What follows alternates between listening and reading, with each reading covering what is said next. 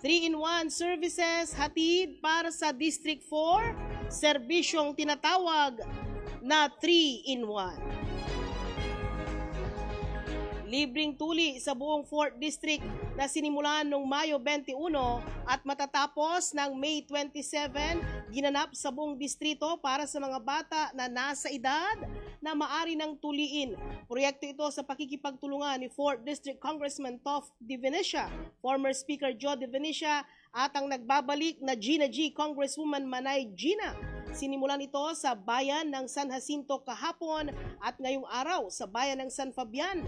Bukas, gaganapin naman itong libreng tuli sa syudad ng Dagupan, partikular sa North Central Elementary School sa Barangay Bunuan Giset at sa Mayumbo, Dagupan City naman sa Sabado, May 24. Sa Manawag naman, Rural Health Unit sa May 26 at sa May 27 sa Mangaldan sa Macario Idia Center. Samantala, bahagi pa rin ng serbisyong 3-in-1 ang 65 na kabataan mula sa District 4 na nag-graduate sa TESDA Scholarship Program. Bago nga matapos ang buwan na ito, ang buwan ng Mayo, nag-graduate na sa mga kursong automotive servicing, electrical installation and maintenance, at shielded metal arc welding. Ang 65 na TESDA scholars mula sa 4th District, medyo marami rin ito, na nag-aral sa Mangaldan Technical Institute Incorporated. Kaya naman, siguradong makagamit nila ng husto ang bagong skills na natutunan sa paghahanap ng trabaho para tuloy-tuloy ang kanilang pag-unlad sa buhay. Tinatayang magkakaroon pa ng ilan pang mga scholars sa mga susunod na araw. SKL o ang pagkakatatag ng Technical Education and Skills Development Authority ay naisabatas noong panahon ni Pangulong FVR at isinulong ni former Congressman Joe De Venecia sa ilalim ng tinatawag na IRA Law noong 1994. Samantala, isang transformative leap para sa mga sistema ng pampublikong pangangalagang pangkalusugan ng Northern Luzon ang itinakda sa paglagda ng Republic Act No. 12203 na opisyal na nagpapataas ng bed capacity ng Region 1 Medical Center mula 600 hanggang 1,500. Ang pangunahing pangunlad na ito ay sentro ng isang mataas na antas ng komprehensya at pagdiriwang ng command noong Mayo 16 sa R1MC Annex Building sa Bunuan, Binloc.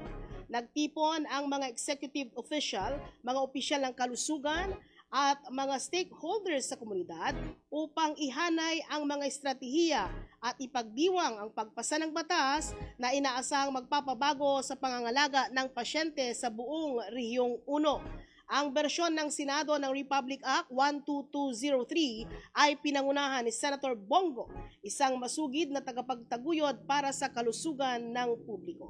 Habang ang bersyon sa Kamara naman ay itinakda ni Congressman Representative Christopher De Venecia na matagal nang nagtataguyod ng mga pampubliko o pagpapabuti ng lokal na pangangalaga ng kalusugan. Si Dr. Paula Paz Sijongo, Regional Director ng Department of Health, Center for Health Development 1 ay pinuri ang inisyatiba bilang isang visionary step tungo sa isang mas tumutugon at inclusive healthcare system.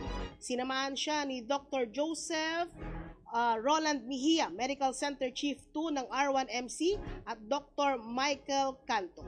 Binigyan din ng mga ito ang panibagong misyon ng ospital na maglilingkod sa mas maraming pasyente na higit sa kahusayan at pangangalaga ng kalusugan. Samantala, narito ang say ni Senator Bongo sa reconciliation offer ni Pangulong BBM. First step sa reconciliation, pauwiin niyo muna si Tatay Digong, yan ang sabi ni Senator Bongo. Kung gusto raw ni Pangulong Bongbong Marcos na ipakita ang sinseridad na handa siyang makipag-ayos sa kampo ng mga Duterte, kailangan muna raw gumawa ito ng paraan ang administrasyon na ibalik si dating Pangulong Rodrigo Duterte sa Pilipinas. Ito ang sinabi ni Senator Bongo sa panayam sa kanya ng mga media nang bisitahin niya ang mga nasunugan ng mga residente sa Tondo, Manila ngayong araw ng Miyerkules o kahapon.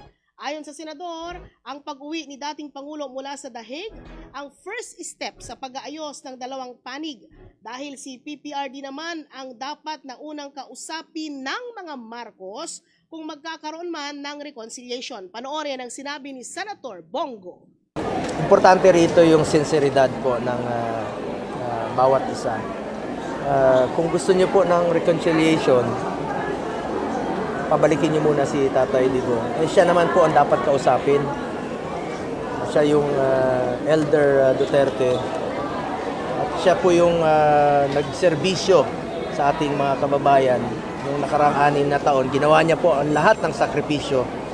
Ngunit pinadala po siya dun sa Hague. Kaya po, patuloy po akong nananawagan, nakikiusap, at ipagdasal po natin ang kanyang kalusugan, ang kanyang kaligtasan ni Tatay Digong at ang kanyang kalayaan.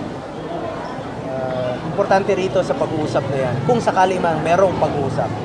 I cannot speak in behalf sa pamilya, no? But kung meron man po, bilang may personal position or my personal thought on this. Importante rito yung sinseridad. Dapat sincere ka sa pag-uusap.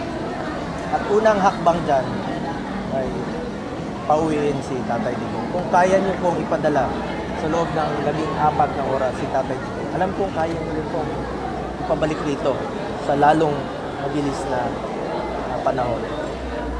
Siya po ang dapat kausapin. Paano niyo kakausapin kung wala siya rito? Ang pahayag ni Senator Bongo hinggil sa reconciliation offer ni Pangulong BBM. Samantala ngayong araw, mga miyembro ng gabinete nagsipagbitiw sa pwesto matapos manawagan ng courtesy resignation si Pangulong Bongbong Marcos ngayong araw.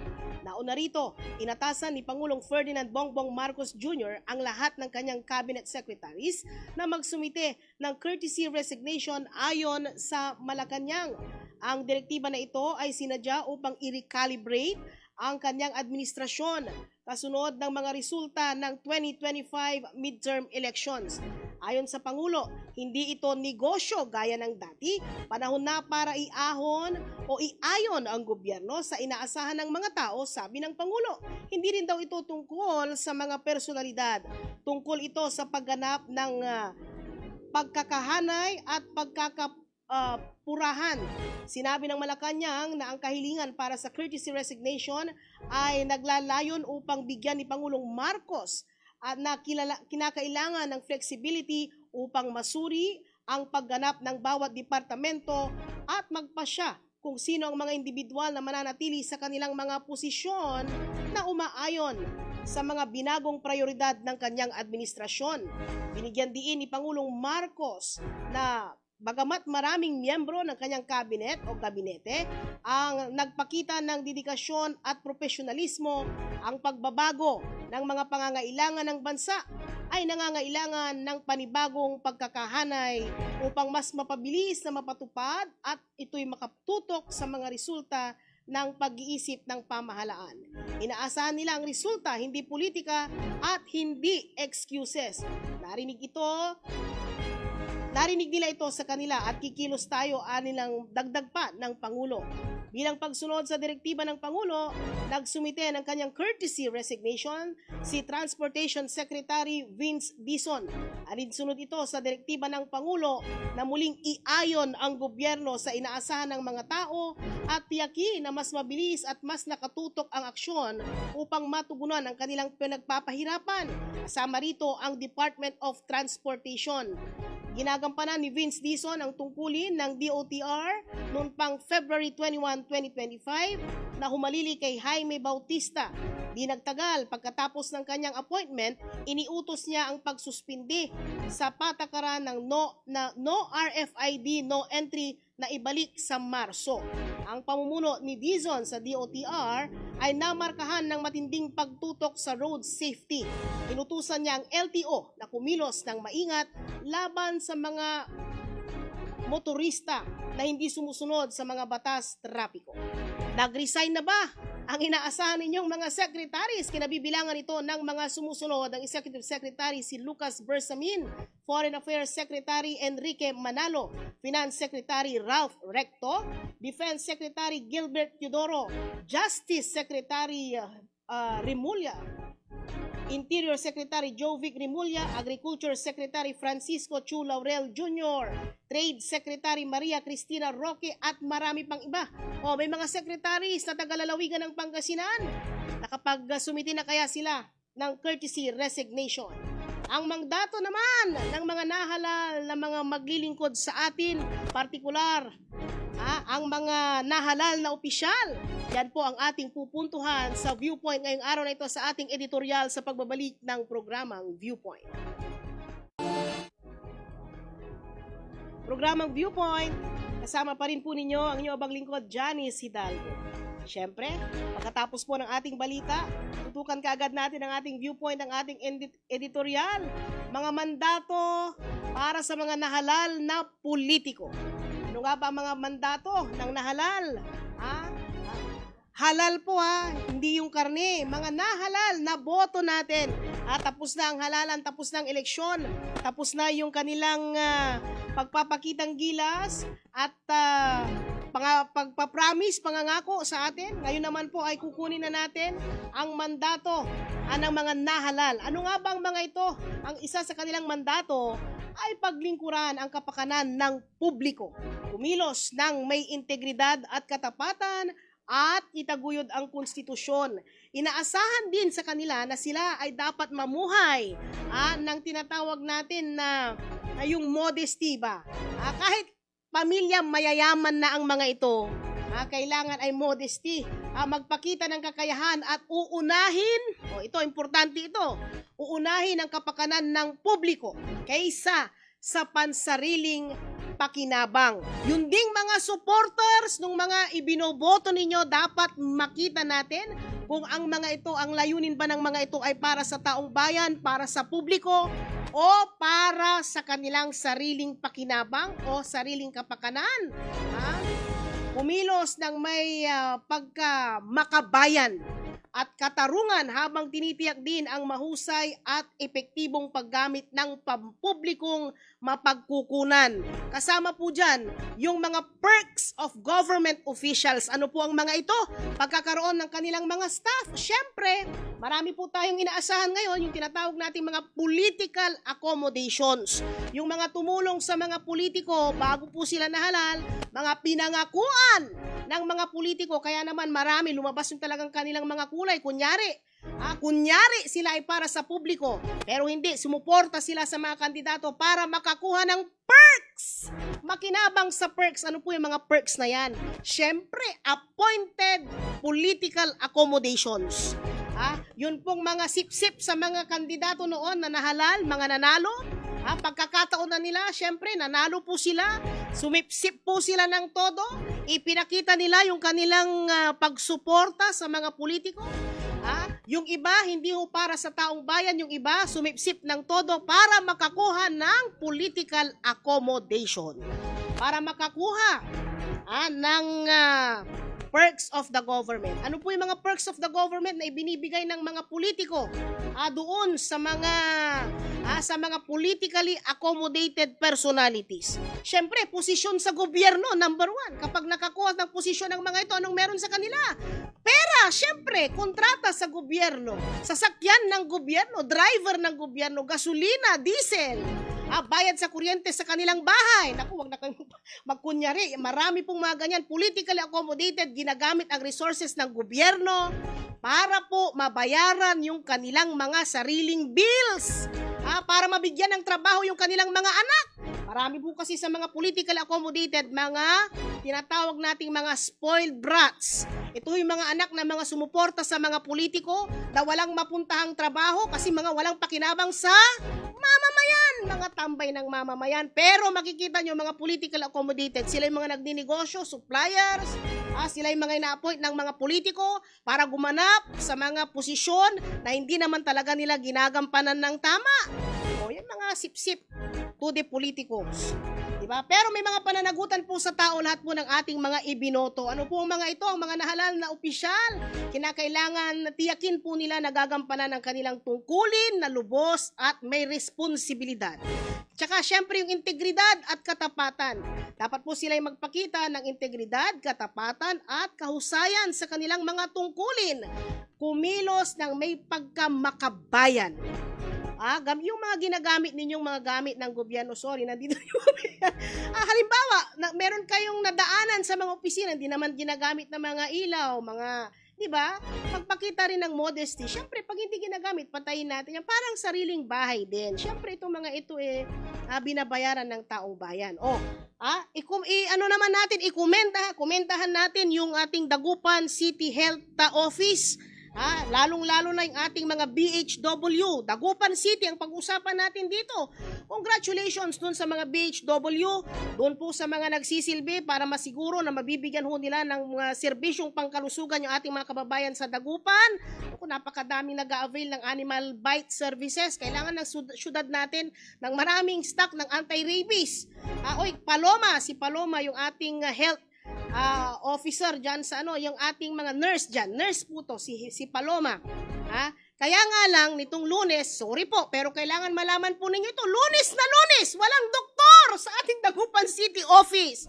Pambihira naman, nandyan po tayo mismo, nandyan po yung aking papel kung titignan po ninyo. Pambihira naman, walang doktor. Lunes na Lunes, walang doktor. Okay naman, excuse naman. Dahil ipinatawag daw po sila ni Mayor, pwede po bang mag-suggest? Kapag Lunes, marami hong mga pasyente, unahin natin yung mga taong bayan na mga ngailangan ng serbisyo. Mamaya na yung meeting ninyo, pwede nyo gawin yan after lunch, 3 o'clock in the afternoon. Or mag-overtime kayo. Bakit? Kasi po binabayaran naman ng gobyerno ng overtime ng mga ito. Unahin natin yung, imagine nyo, napakainit po doon sa, mabuti na lang, meron na yung nagawa nga covered court gym. Kasi nung wala po yan, talagang napakainit. Meron na ho yan ngayon, sa ilalim ho ng administrasyon ni Mayor Belen Fernandez at Vice Mayor BK Kua. Medyo nabawasan po yung init. Pero kulob na kulob kasi doon sa loob. At kung halimbawa, 100 kayong pasyenteng naghihintay doon, my God, Santisima naman, tapos hapon na, mag-aalas 4 na nang sasabihin nilang, wala po palang doktor. Kailangan maging transparent kaagad tayo. Naghihintay kasi ang mga pasyente, wala po mga doktor, bumalik na kayo bukas. Kasi irespeto natin yung oras ng ating mga kababayan. Kahit po mahihirap ang mga ito, katulad po natin, alam nyo po, itong mga ito, taxpayers din po sila. Sa kanila nanggagaling ang sweldo ng mamamayan. Ay naku, yung sweldo ninyo dyan. At yung mga ginagamit ninyong perks. Ito naman po ay para makatulong lang tayo. Kasi nandyan tayo mismo Walang doktor. Lunes, pambihira naman. Although may meeting naman daw sila. Kaya lang baka pwedeng siguro sa mga susunod na araw, unahin natin ang pagsisilbi sa bayan. Kasi mas maraming time tayong pwedeng mag-meeting. Maniwala kayo sa akin, unahin sa Baguio, subukan yung pumunta, libo-libo ang mga pasyente sa kanilang health centers. Pero mauuna pong magsilbi sila. May sistema pa, napakatagal ng system natin dito. Ito naman po ay constructive criticism para maayos natin. Kailangan po ninyong malaman at marinig ito. Hindi ko po ito narinig lang, hindi ko po ito nabasa sa social media. Na-experiensya ko po ito. Alas 8 ng umaga, nandyan na po tayo.